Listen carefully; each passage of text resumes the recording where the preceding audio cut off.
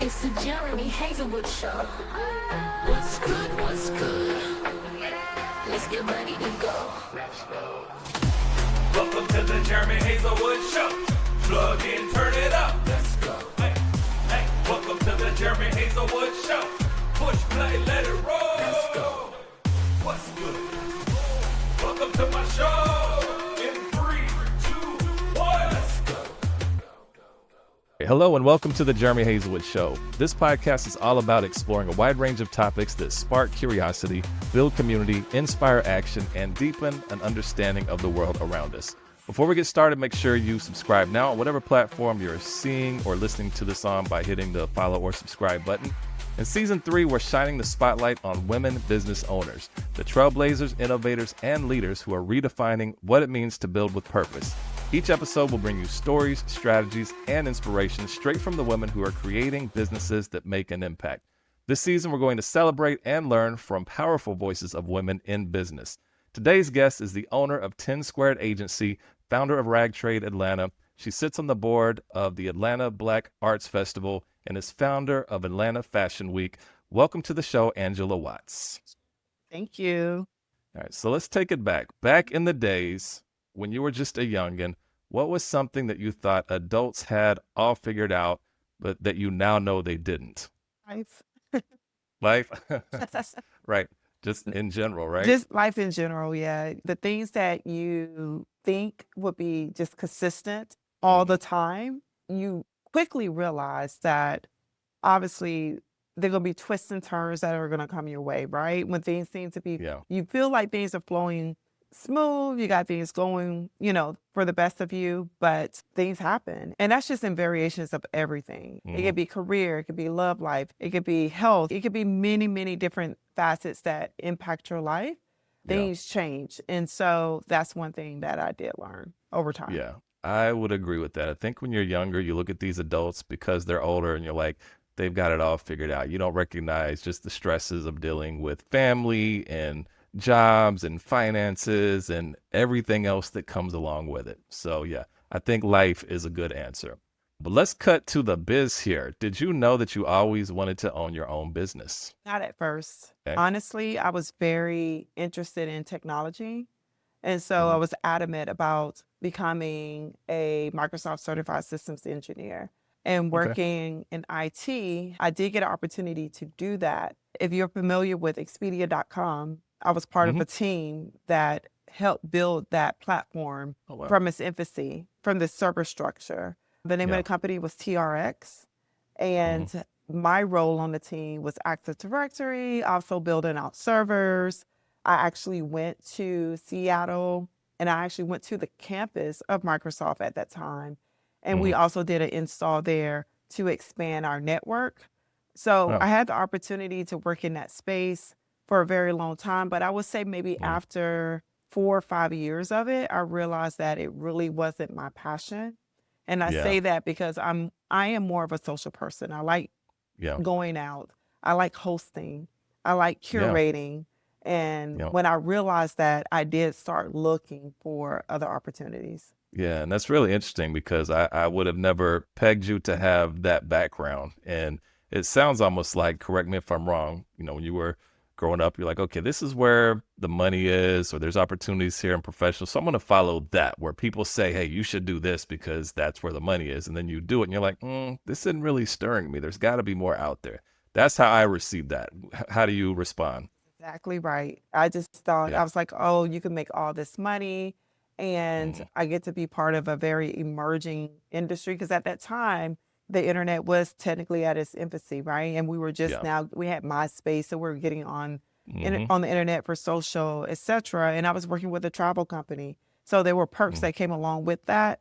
I realized I had to be on call, but I wanted to go out and club. I'm 20 something years old. So I'm like, I want to go to the club. So I have like the two-way pager. I'm getting. I was gonna say, I'm two getting ways going off. Like, I gotta leave. I gotta go to the car, reboot the servers from my laptop because I would bring my laptop and leave them in the car, and literally then go back in. Or if I did have to go into the actual office, I have on club wear. And so I realized, I was like, you know what, this is not for me. I got to figure out another type of career. And I Yeah. started doing research. And when I researched, PR popped up. And I was like, Hmm. oh, let me take a look into this. And so I started researching and just educating myself around the industry. And I was like, this is Yeah. definitely something that I want to do. And I Yeah. started to transition into that space. Yeah, but that's actually interesting because there's been so many people, including myself, that worked in one industry and shifted industries.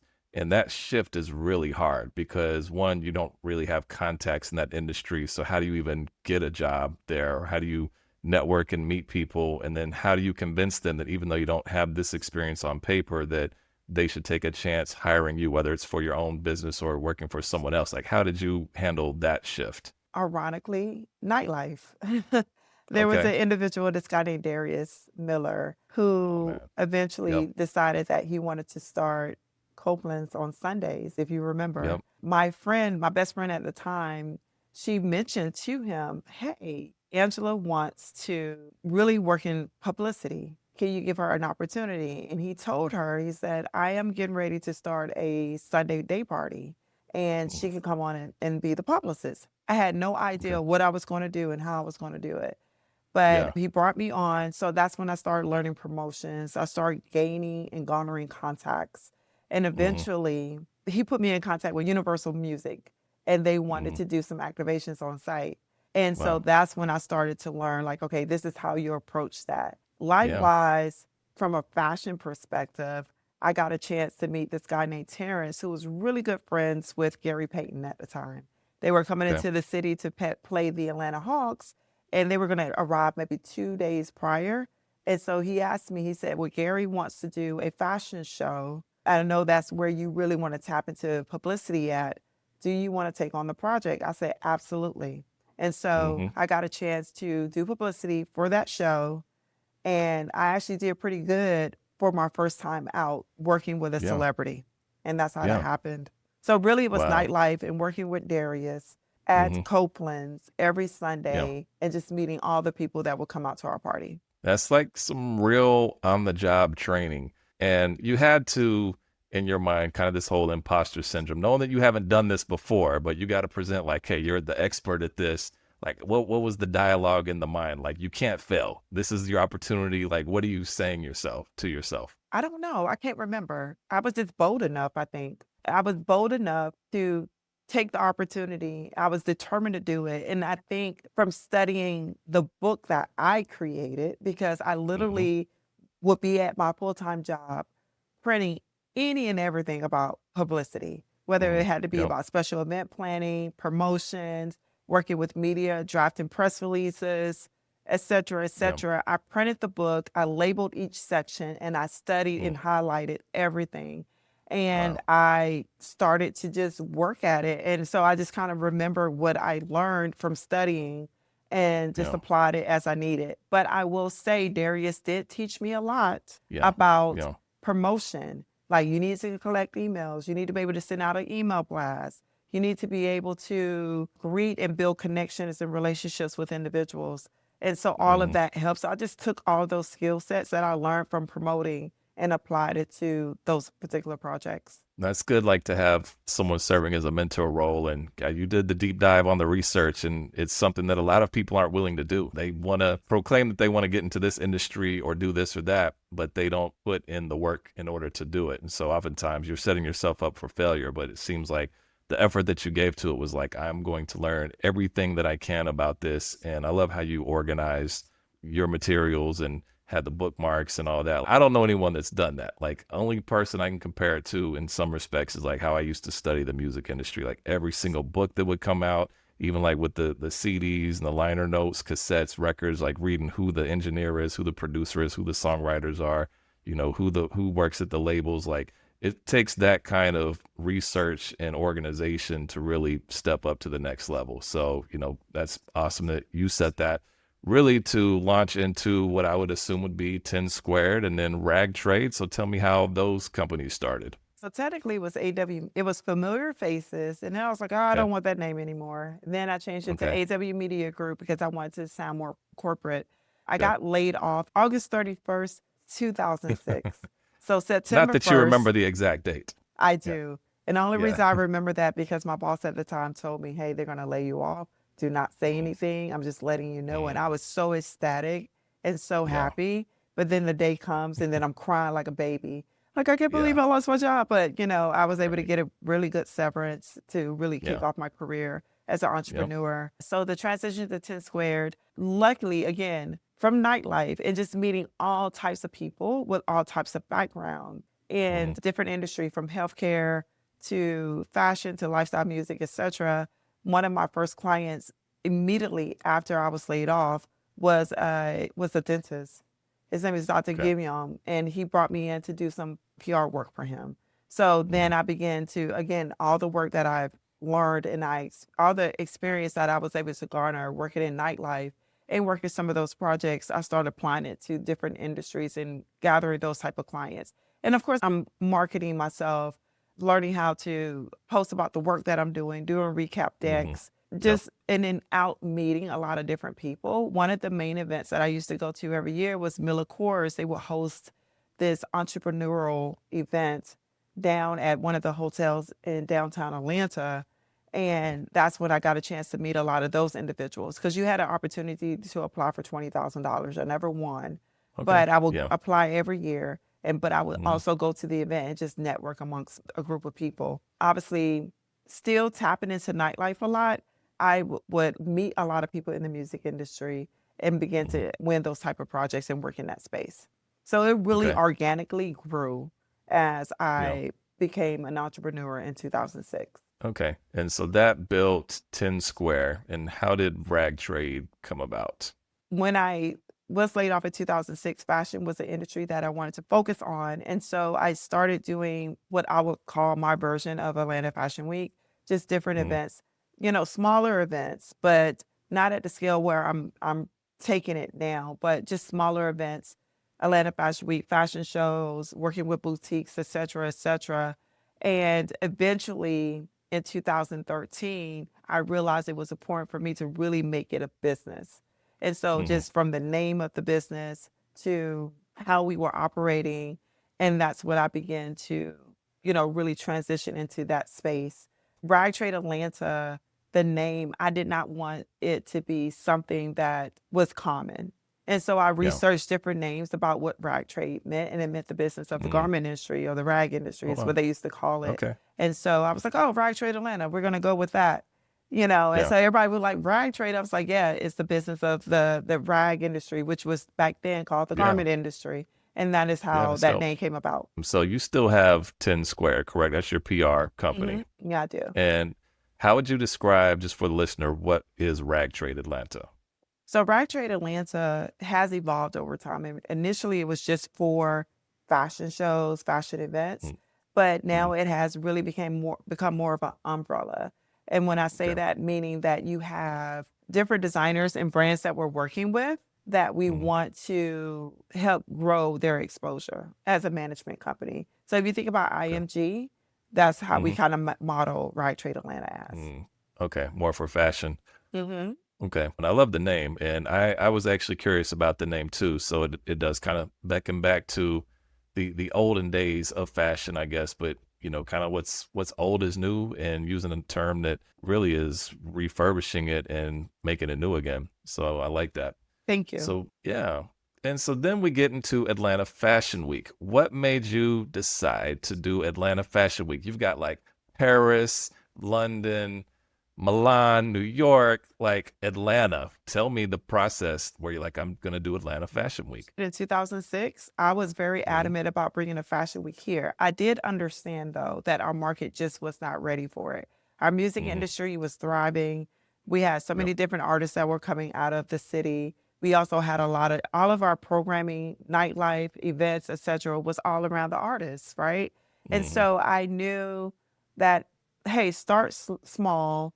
Let's just kind of warm it up. Let me learn mistakes early. And so that's how I kind of approached it.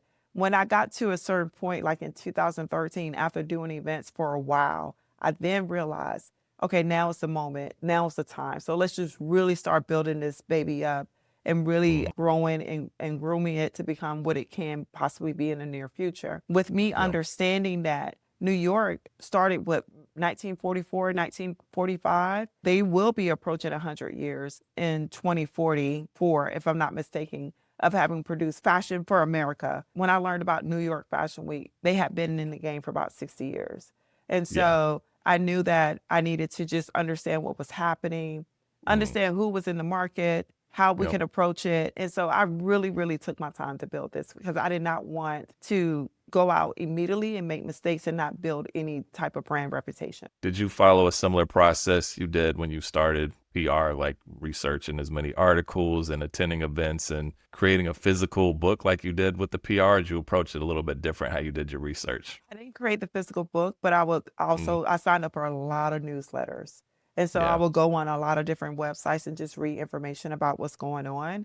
I mean, then I Yeah. would also go to New York a lot to go see the shows. So I found a way, Mhm. I used my PR prowess to get me into shows. Sometimes at the time, the guy that I was dating, hey, I have this celebrity stylist. He works with this artist, da, da, da, da. Any Mhm. and every way that I can get myself into a show, I worked it to make that Yeah. happen. And of course, when I'm walking in, I'm looking at the show. It's great. I'm looking at the designers, but I'm also looking at, okay, what type of lighting they have, what kind of staging Yeah. they're doing, what is the check-in process, how many people they have at the front, are they using a tent or the inside of a venue? Like I'm looking at the entire production of how things are rolling out. And that's how I begin to approach Atlanta Fashion Week. Well, and like you said, like they've got what, a 60-year jump on, well, actually Well, they at maybe that more than time, that. And yeah, at that it's, time it was 60 years. yeah, Yeah. But you got to start at some point. you So for you do. to actually bring Atlanta Fashion Week here, I mean, Atlanta should have been had a fashion week. You know, we're such a big market here and there's so much culture coming from Atlanta. It's a wonder like it didn't start a long time ago. For me to be talking to you right now, the woman who started Atlanta Fashion Week is pretty dope. And that's always going to be a part of your legacy, which I think is amazing for you. Thank you. But it takes, that confidence and courage to really have this vision and go out and pursue it. So you have your hands in a few different businesses, but I'm sure along the way there have been some mistakes or blunders that have happened. So tell me a story about something that didn't go how you thought it was going to go and how you responded to that. And I'm glad that you asked that question because that is one of the main learnings that I've had over time is that as an entrepreneur, it is so important for you to always seek out new business. My Mm, mistake that I've made maybe one too many times is that I get a great contract and then I work on that contract and then that contract ends and now I don't have mm, any more work. It's like I'm starting yeah, from ground zero again, right? And yeah, so I had to learn to always keep new business in rotation and always seek out new business and also managing and bringing on people to take on the work. Because as an entrepreneur and the type of contracts I was probably getting at the time, they weren't the biggest contract, but they were enough mhm, to sustain me to allow me to yeah, work for myself. But I had to learn formulas. I had to learn like, okay, if I want to bring this account in, I need to be able to hire staff. Because one of the mhm, mistakes that I was making was that I wasn't including staff. And so when I mm, did bring in okay, staff and then I had to pay them, it's like it cut yeah, into my actual profit. I was like, okay, well, Angela, yeah, what are you doing here? This doesn't make sense. right, And yeah, I can't do everything by myself. You have to have a yep, strong team of people that can work with you, even if they're just contractors. So yeah, those two learnings are making sure that I'm consistently looking for new work, constantly promoting myself so that I always have a contract in the pipeline. And then also making sure that I budget out, not only for myself and the agency profit, but then also budget out for additional staff and team members to be part of the project as well. And when it comes to like funding for Atlanta Fashion Week or even Rag Trade for that matter, do you have investors or how are you funding your business? How does that look? No, so actually, it's really going after sponsorship. Okay. Obviously, early on, we would sell tickets to shows. This year was the Hmm. first year. We would take actually a hybrid approach. We would give out Okay. certain seats and then we will sell seats. But this Gotcha. year, I can say that we did not sell any seats. It was Oh, RSVP only, invite only, wow. and that makes me very happy. I was Yeah. selling someone for the Adidas show. It felt like Bad Boy 96. Oh, wow. Of everybody trying to get into the everybody's trying to, definitely try to get into the show, but Yep. we have limited seats and those seats were Yep. extended out by Adidas and then Hmm. having to get additional individuals into the show. It was a lot. It was a Oh, yeah, lot. yeah, yeah. It was a Yeah. lot, but it was exciting and it felt refreshing because everything is a ticket sale this year. Yeah. And I didn't Mm, want to do that. I wanted to bring that exclusivity back that I think that we're yeah. missing. Having all the shows be invite only and then all the shows also still sell out. Mm, Many people being at the event, it was refreshing and it just energized me in ways that you just do not understand. That's pretty amazing just to have an event. It gives it that exclusiveness to it. Like you can't even get tickets to this. It's invite only. And if you didn't get the invite next year, I don't know what to holla tell at you. Angela or Right. something. Yeah. Or But hey, get to know the designers and yeah, become yeah, friends yeah. with the designers. The Hmm. designers that we have here. We have a couple of designers that did fly from either from out of the country or within domestically, but Hmm. most of the designers are based here in Atlanta, and they're great Oh, designers that's that have awesome. done amazing work. So So is it the designers then are allotted like X amount of invites, I guess, or RSVPs, yeah, and they then were. sponsorships and stuff like that? Cool, Absolutely. cool. How would you say that Atlanta, I guess two things, how Atlanta fashion differs from any other city in the world, and then Atlanta Fashion Week differs from other fashion weeks around the world? I just think that Atlanta fashion is not one particular look, and I think we were able to prove that with the show this year. You had a little bit Hmm. of streetwear, you had ready to wear, you had cut and sew, you have more that would be considered couture, which is subjective, right? But Yeah. we had a variations of different looks and styles that were on the runway. I think, in my opinion, it really showed that Atlanta is just not one dimensional. A lot of times people Mm-hmm. think we're very street, and that's not the Yep. case. And I do love that you have an opportunity to show that to the world because when I see Atlanta on TV, you really get one vibe from it. And I'm like, Atlanta is so much bigger than what some of the things are showing on TV about Atlanta. So for you to have that platform to do it, hopefully it'll continue to grow and be at the same level as a New York. So the people will be invited down and see there's more happening here than one or two different styles. Atlanta's got a lot of flavor and culture that people need to check out. And I think that's always been like our challenge. They look Hmm. at us like at the baby brother or sister of these other major Hmm. markets. And for me, Yeah. I understand what Atlanta brings. Atlanta influences everything did not become like our moniker for any particular reason because we do. Yep. If anybody totes Atlanta flag, Angela Watts tote Atlanta flag, and I know exactly what we can offer here, the impact that we have on social media or Yeah. just with content in general. And because of the creativity and the thought that goes into Hmm. what is being created is major. And so, to your point, Atlanta will be a top tier market. That is my goal. Hmm. I'm going to make that happen for sure. Yeah. I believe it. I believe it. And as it stands now, how does Atlanta Fashion Week differ from London, Paris, New York? The thing about our tagline is culture and commerce. So for the Okay. designers that participate, we also, if they have the desire to do so, we want to create a way where they can also sell wares. We want them to be Mhm. able to also generate income while they're also participating. So Nice. that's been one of the things that we were able to do successfully ever since we started. And I will also, it's just about culture and community. It was truly a celebration of creativity Yeah. the entire weekend. Everybody that came and participated embodied that, and they also felt it. So getting into your impact on fashion in the Atlanta market, you were appointed by the mayor of Atlanta's Art Advisory Committee.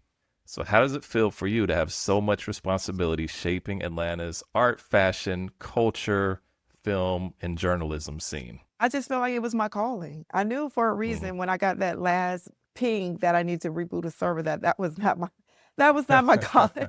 There was the That was last ping, like that was that the was last it. ping. No more. God was like, Yep. no, this is not you. You're bigger than this. Yeah. And I tried to listen to my inner thoughts because I feel like that's Hmm. God speaking to me and telling Yeah. me, no, Angela, this is what you need to do. And when I have people in my ear, oh, you should do it this way, do it that way, I listen. But I'm going to Yeah. listen to the higher being and I Yeah. let Yeah. him Yeah. allow me to do what I have to do. So the fact that I was asked and invited to be part of the mayor's task force for the arts speaks volumes to the work that we're already doing. And I'm very honored Yeah. to be a part of that group. It's definitely a big honor. Did you get the proclamation and everything from the mayor? Yeah, I have I have six proclamations, And I'm just ironically. touching on one. What are the other five? I just touched on one. I So, didn't do enough research. Let's run through them. well, this past Saturday, Fulton County presented Atlanta Fashion Week a proclamation last year. Awesome. So that's one. And then last year I got three proclamations, one for Atlanta Fashion Week from the city of Atlanta.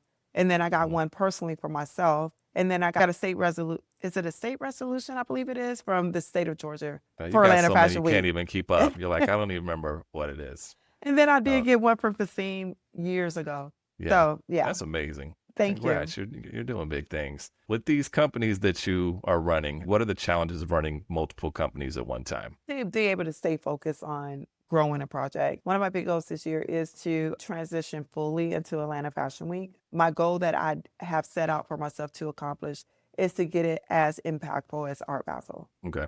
And the Art Basel is a year-round program, a year-round job, obviously, Mhm. that Mhm. the executive director has to work on Oh, in yeah. order to ensure that that program runs successfully and has the impact that it Mhm. continues to have. So that's what I want to do. Yeah, it does seem like it would be a challenge to really get Atlanta Fashion Week where you want it when you also have attention on other businesses, but you're still successful with those as well. So it's a tough dilemma for an entrepreneur because you have these talents and gifts and you've found success in multiple businesses and you don't necessarily want to cut one off because you enjoy it. But how do you better manage your time and maybe less involved with the day-to-day where you can really focus on growing what from this conversation seems like is really that purpose and that passion that drives you with Atlanta Fashion Week. Still trying to figure it out, to be Yeah. honest. It's not something that Mhm. I've been able to really get a full grasp on, but I'm working Mhm. really hard at it, using my friend ChatGPT to figure some things out. Have you named your But chat GPT? I have not. All right, because some people do. I don't have a name for mine either, but some have gone to actually give it a name. Like I talked to Eric or something. Like I don't know. Maybe I'll do that. It makes it more personable, right? Yeah, it's like Chat GPT. I don't know. Maybe. Yeah. Mem- Next time I see you, we'll both have names because I need Both to have come up with a names. name for mine also. Yeah. Exactly. But yeah, I'm still figuring it out. But I feel like I'm getting closer and closer to what that would look like. But it really, honestly, it just comes down to business models and the Yeah. way that I'll be able to sustain myself while Mhm. I'm working on that fully. All right. So what drives you from based on the stories you've told me, like you really have a drive, like you put in the work, you create something that didn't exist, you learn the ins and outs of the businesses and industries that you're a part of. So what is it that is driving you to do this? Proving people wrong. There was a lot of doubt about Atlanta. And when I said I wanted to do it, oh, okay, great. I think that'd be cool, but not really believing that it can happen. And Hmm. so don't tell me something can't happen. I'm going to find a way to make it happen. Yeah. And so Yeah. that's part of the Libra in me. We cannot stand when somebody tell us, oh, it ain't going to happen. No, I'm going to make it happen. Yeah. I'm You're going to like, find a way. really? Okay. It's like, watch Yeah. me do it. Yeah. I would say for me, it's very similar. It's kind of both ends of the spectrum. People who doubt or the haters that inspires me to show them, okay, you don't think I can, let me do it. But it's also people who encourage. And it's like, if I got people cheering for me, I want to continue to make them happy and also have that confidence in myself that I'm doing something good. But then the other end is like, you got the haters or the doubters. It's like, okay, you don't think I can do it. And I won't Challenge necessarily accepted. right, exactly. But I won't call them haters. I just call them like they Mm, just don't believe in the vision, right? So it doesn't mean mm, because you don't believe in the vision that you are a hater. You okay. just don't see what I see. Me being able to say, no, look, I told you this is here. Wow, Angela, that's amazing. I never saw Hmm. it that way. Yeah. That's what drives me. I don't Mm, necessarily call them haters. I can tell you when I first decided that I wanted to be an entrepreneur, my friend came to me and she said, I can't believe you're quitting your full-time job. Why would you do that? And then yeah. ironically, maybe 15 years later, that same Hmm. friend said to me, I'm so proud of you. I did not believe Yeah. that could happen. And you proved Yeah. me wrong. Hey, here we are 15 years later. Oftentimes it is the people who are closest to us that don't think we can do something. And those are the people that are probably the voices that are the loudest to us. If a stranger says something, it's like, all right, whatever. But it can still inspire you. But if it's someone that you really care about, that you love, they love you, and it's like, dang, really? It kind of hurts when people don't believe you. And it gives you even more of a fire to achieve and overcome the obstacles to find that success. Absolutely. And I think that drives a lot of people. So Yeah. I'm in agreement. So how do you find balance in life with everything you have going on? Before, when I was younger, I would literally work from 7 a.m. to 11 p.m. Over time, I realized that that was actually burning me out. I made the effort to really start working out, going out, enjoying friends, going to have dinner. If I want to go out to a party, I'm going to make an effort to do that. And because Yeah. you have to have balance, because if you don't, you will get burnt out. You would not like what you're doing anymore. And I don't ever want that to happen. So I Yeah. make Yeah. every effort to give myself some time and some grace. Hmm. This week, I had to go right into 2 projects But next week I'm taking time off. I need to take a couple of days, even if it's just for 48 hours, 2 days of Yeah. not picking up my laptop or doing anything. So completely disconnecting. Yep. Okay. Like phone too? Like, are you able to completely disconnect, like off the grid, or you're like, I'm still going to have my phone in case someone needs to get a hold of me? I'm going to still have my phone. I may not Okay. answer, but I'm going to have my phone. Depends on who's calling or Yeah, texting, right? exactly. Yeah. Okay. No, that's good that you're taking care of yourself because, like you said, when you're younger, you're going hard and it's different. And you do that for so long, you get to a point where you're like, this is a little crazy. And I don't want to keep this pace up. And you probably still could. Like, I have a hard time admitting, like, I can't keep the pace because I think I probably still could. But even like, I don't want to. When you have some success, it doesn't mean you're relaxed about it because you're still going forward and you're still working hard. But I think before you achieve a certain level of success, like every single moment of your day is dedicated to the craft and the study and getting to that point where you can relax a little bit. But it's like, isn't this what we worked hard for? We didn't work hard to continue working hard, 10 years, 20, 30 years later. Like, we worked hard so that we wouldn't have to work as hard. So I think it's great that Exactly. you're finding that balance now. And when you're in that mode for so long, it's hard to just like hit pause and be like, wait, why am I still doing it like this? Correct. So do you recall who the first person was that encouraged you to do something that you were good at? My mom. Yeah. Yeah. When I told her that I wanted to become an entrepreneur, she was a little hesitant at first, but then she came back Yeah. around and she said, you know what? If that what makes you happy, I'm here to support you. So Yeah. do what you do, but do it well. Well, looks like you've been doing it well. Thank you. So, and let's talk some fashion tips because you are the fashion person in Atlanta. For women, what is that one piece or that accessory that women need to have in their closet that they often overlook? I would say a blazer. I think a Mm, really like an oversized blazer is perfect for any and everything. Whether you're mm, wearing biker shorts, if you're doing it with a dress, if you're doing it with a skirt, it just makes everything super chic for me. So I yeah. am a person that love blazers. I also love Mm, pantsuits. To wear a blazer with everything, you could do a nice bralette, the blazer, some shorts, whatever it is. It just really makes things very super chic in my eyes, and a black one at that. yeah. Okay. All right. So what about for the men? Is there an accessory or piece for the men that's often overlooked that is a must-have for their closet? I don't know if it's actually often overlooked, but I just love Hmm. a crisp white sneaker because I feel like you could Okay. wear that with anything. You could put Hmm. that, you could pair that with a nice pantsuit Hmm. that has a really nice cut at the bottom. You can wear that, and it just makes everything look super clean. So I Yeah. love a clean white sneaker for a man. Yeah. I love a good white sneaker. It's just hard to keep them clean because when you get that one scuff, it's done. Is that What do you do that? Yeah. or even that one crease The that crease. Yeah. they're gonna get rid of? I know somebody that would buy a pair of Air Force Ones. Hmm. Every time they get one crease, they're gonna buy a new one. And the sneaker is clean, it's nice, but they're gonna go buy a new Right. one. Right. Oh my gosh. It's too much. I know. See, that's why I prefer a dark sneaker. I have one pair of white sneakers and they're clean, but I never wear them because I don't want them to get dirty or Right. get that one crease. That one crease. Yeah. Yeah. Yeah.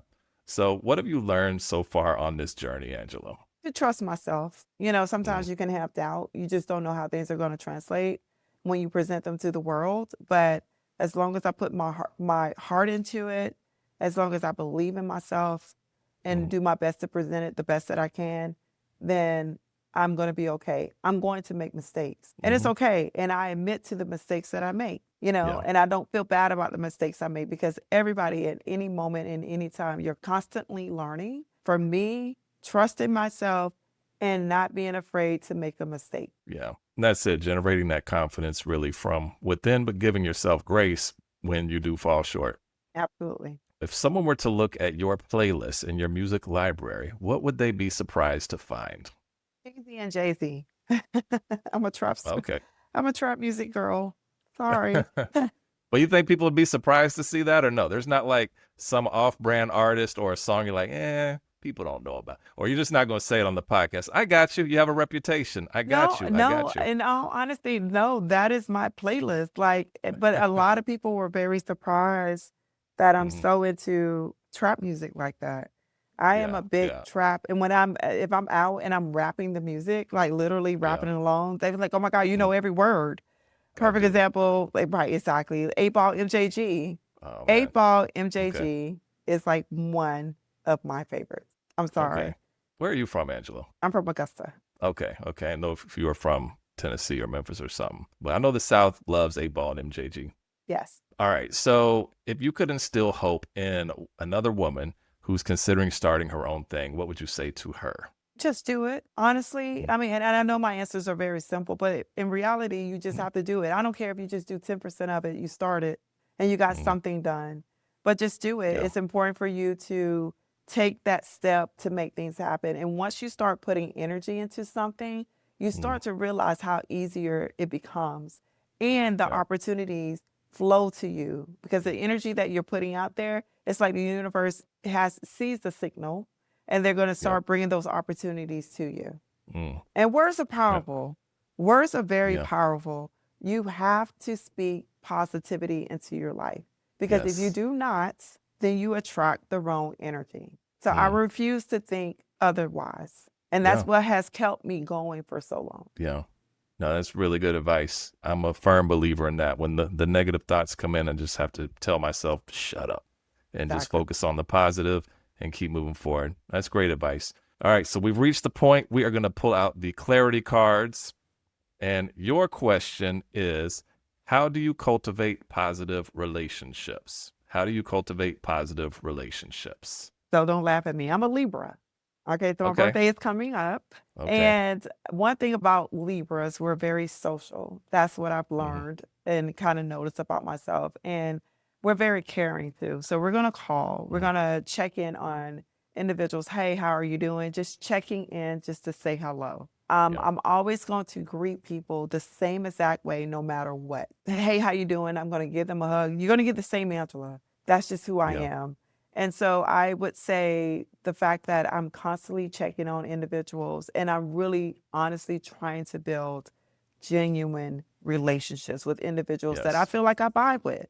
Everyone I'm not going to have that type of energy or relationship with, and it's okay. But for the ones that I feel like that could be part of my tribe based on how we interact and our energy, I am very caring. I'm going to be that friend. I'm going to call. I'm checking in. What's going on? Temperature check. Do you need anything? I'm that person. And it really comes from a pure place. That's actually really important too, not just personal, but business and having longevity in business. Like if you don't care about people and cultivate those relationships, you're not going to be able to sustain success. That's, to me, an important ingredient for running a business. It's more than just numbers and trying to make money. If you don't take care of the people and genuinely around you, your team, your family, your friends, you're limiting yourself in this world, period. So I think that's the great approach to it. But Angela Watts, thank you again for joining the podcast today. How can people reach out to you if they have questions or want to engage with Atlanta Fashion Week? They can go to either one of the sites. My email address is definitely there. It's public. You can also follow me on Instagram at Angela S.